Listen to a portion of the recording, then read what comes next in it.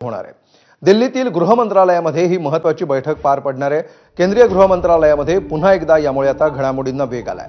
सकाळीच केंद्रीय गृहमंत्री अमित शहांच्या निवासस्थानी एक बैठक झालेली होती।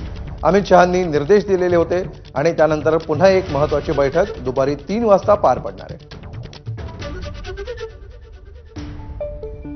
आणि अधिक माहिती घेऊया आमचे प्रतिनिधी सोमेश कोळगे यांच्याकडून। सोमेश, दुपारी 3 वाजता आणखी एक बैठक असल्याचं कळतंय। कशा प्रकारे दिल्लीमध्ये आता घडामोडींना वेग येतोय? अमोल, दुपारी 3 वाजता गृह मंत्रालयाची एक महत्वाची बैठक आहे। या बैठकीमध्ये या घडलेल्या विस्फोटाच्या अनुषंगाने काही महत्वपूर्ण चर्चा आणि भविष्यातील आगामी निर्णयांसंदर्भातही विचारविमर्श होऊ शकतो। आज सकाळी अमित शहा यांनी प्रत्यक्ष विस्फोट आणि त्या अनुषंगाने माहिती घेणारी आणि त्यानुसार भविष्यातील रणनीती ठरवणारी अशी एक बैठक केली आहे।